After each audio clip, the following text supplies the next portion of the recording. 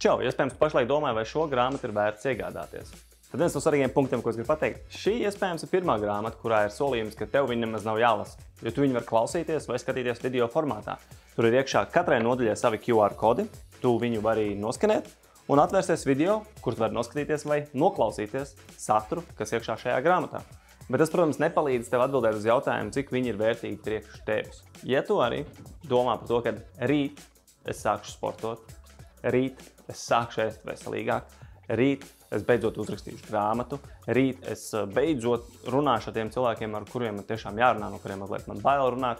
Un tad, kad pienāk rītdiena, tu pamosties, ir vēl kā šodien, un tad atkal mēs esam šodienā, un tā rītdiena nekad nepienāk. Un rītdienā ir visvairāk ieliktošo darbu, mēs prokrastinējam uz rītdienu. Tas ir tas tulkojums no prokrastinācijas. Tas cēlons ir atlikt uz rītdienu, pārvietot uz rītdienu. Un tur mēs ļoti daudz esam ļoti profesionālā līmenī. Mēs to spējam izdarīt tiešām tā kā atlēti.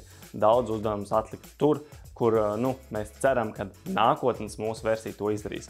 Tad šajā grāmatā ir daudz dažādi triki un padomi, kuri palīdz man tikt galā ar šādām situācijām, lai es varētu veikt dažādus uzdevumus un sasniegt dažādus projektus un dažādus mērķus, un arī viņi palīdzēs tev, tā kā tas ir pierādījies arī jau citiem. Pat ja tev liekas, ka šī grāmata varētu nebūt tev, iespējams, tu zini kādu skolēnu vai kādu studentu, tāpēc tu vari uzdāvināt šo grāmatu viņam vai viņai un arī palīdzēt iegūt vairāk motivāciju ikdienā un iziet cauri tiem izaicinājumiem, kādi mums katram viņi ir. Šī grāmata tapa sadarbībā ar Rīgas pirmo tālmācības vidusskolu ar mērķi palīdzēt viņu skolēniem apvienot gan mācības, gan arī reālajā dzīvē uzdevumus un projektus, kādi viņi ir izvēlējušies priekš sevis. Tāpēc arī prieku paziņoju, ka šo grāmatu var gan lasīt, gan arī skatīties un klausīties, kā es minēju.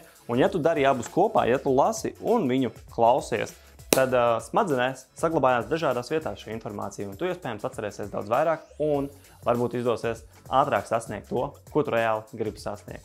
Tāpēc, ja tu domā par to pirkt sev vai uzdāvināt kādam citam, varbūt tev vajag divas. Tāpēc prieks, ka esi apskatījies uz šo grāmatu un padalies ar šo video iespējams kādam citam tieši viņam nepieciešams šajā brīdī, lai tiktu galā ar esošo skolas semestru. Veiksmīgi!